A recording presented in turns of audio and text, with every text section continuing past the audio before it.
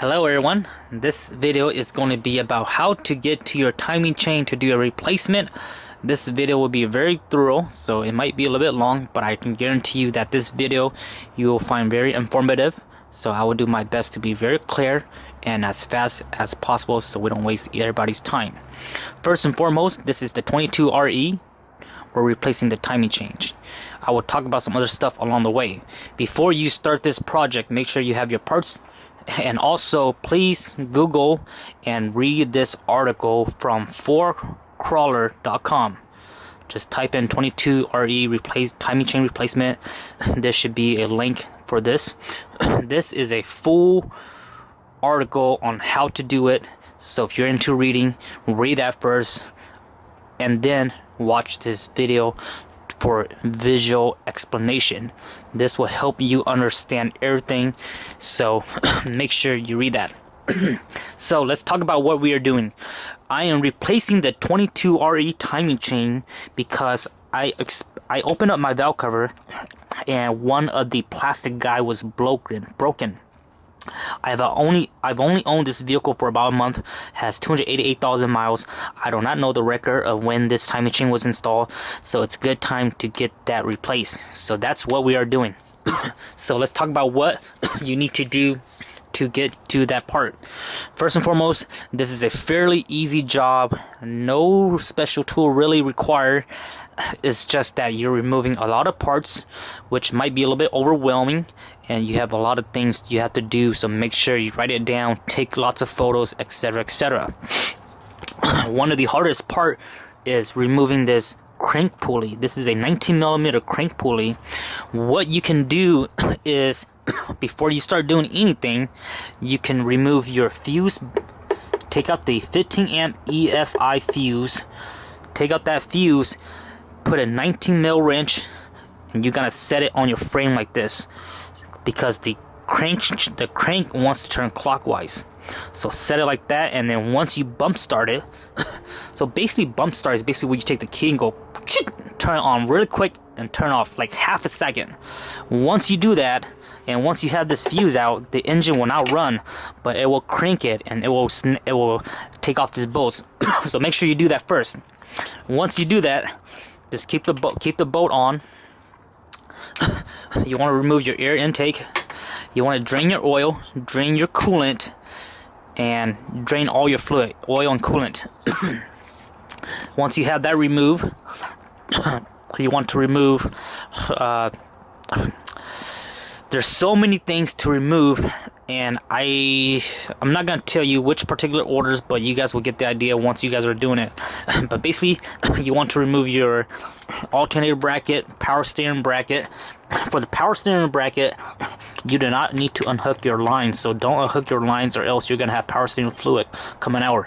Just unhook it, set it aside, etc, etc. Go ahead and remove your radiator. Your radiator is held by 2 bolts, really easy. Once you remove that, you'll have plenty of room to work on. Remove the radiator, remove the fan, remove the water pump, and you'll get to your oil pump, and etc, etc. For the timing chain, there's plenty of bolts, so I'm not going to go through each particular bolts, but make sure you guys read that article, and it'll give you guys a breakdown on how to do it. For the timing chain, you do have the option of removing the oil pan. I recommend you guys remove the oil pan if you can, but if you don't need to, you don't really have to, but it does make the install a little bit easier. I have to remove it because I had to get all the broken piece that has fallen into the bottom of the oil pan, so that's what I did. Last time when I did the 22RE timing chain replacement, it was on my X-Cab, which was solid axle swap. So removing the oil pan was super easy, but on the IFS system, it's kind of hard and tricky, but you can get it done. I made a video separately on how to remove the oil pan, so make sure you guys watch that, and that will be on a separate video. So once you have all that removed, you want to remove all your coolant hose, get all this out of the way. You don't have to remove your headers, guys. The only reason why I'm doing that because I'm actually replacing my header gaskets and stuff like that. That's the reason why it's removed, but you don't have to remove your headers, so keep that in mind. And also, if you want to drain the coolant that's inside of your block, there's a bolt right here, way here. This is a 17mm bolt. This is a drain bolt for your coolant inside your block. So if you want to do a true flush on your coolant system, you will flush your radiator and you also flush your block, and this is the bolt that everybody's talking to. If you're not removing the headers, you can access this bolt by going through the side or on the bottom of the driver's side. So once you do all that, your distributor, make sure you remove that too. Make sure you make a mark where it lines up. So I marked it here and onto my distributor. It's not gonna be perfectly timed right, but once I get it back installed, I can get the timing kind of partial. And then once you remove the timing cover, before you remove this chain, you want to make sure that you turn your crank until you are top dead center. So top dead center is when there's an arrow on your cam that points straight up, and there's a few ways to verify that, where you can move your cams and your intake 1, exhaust 2, and your intake 3, I believe, they will have a little shake. So make sure you're top dead center and make sure you're not 180, because when you actually remove this chain, you need to be top dead center.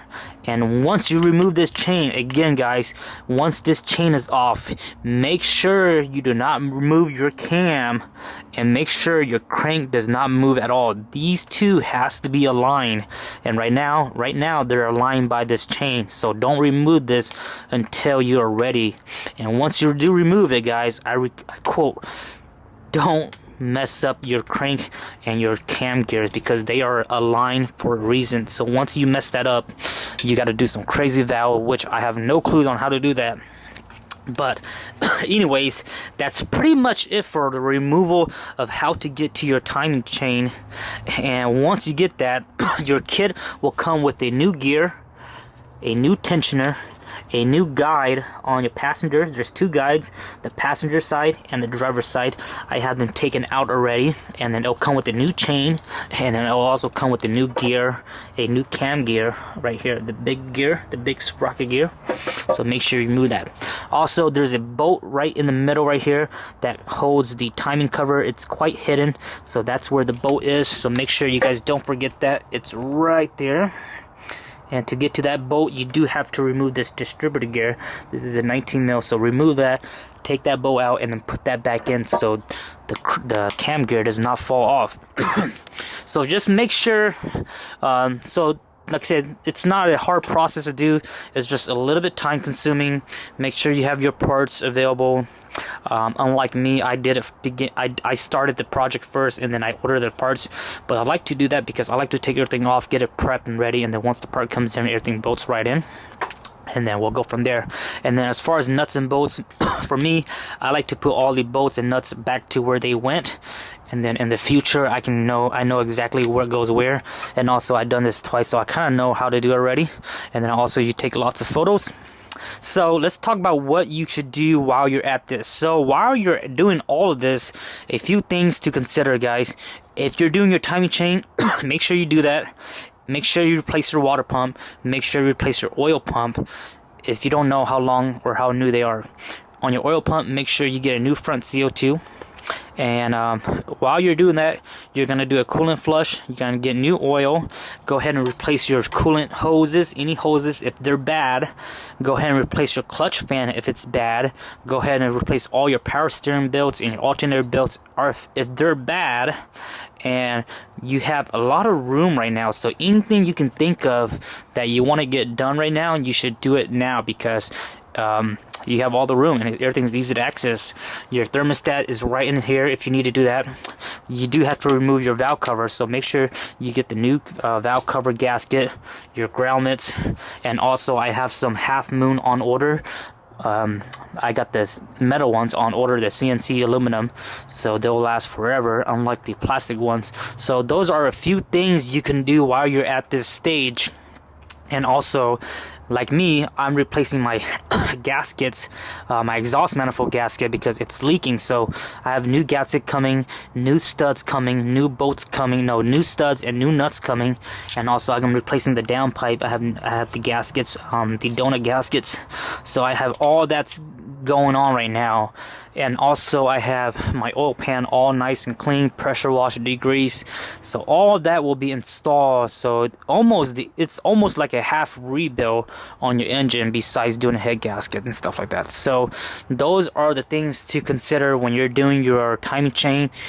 Just because you're at it, you might as well get it done, so in the long run you don't have to come back and do it. Because if you skimp out on your water pump and your oil pump, and let's say a month later after you've done your timing chain and they go bad, well, guess what, you have to tear out all this stuff again just to get access to your water pump, etc., etc. So make sure you do it once and do it right. And that's pretty much it for all I have for you guys. If you have any questions, you guys have any tips that I might have missed, let me know in the comment section below.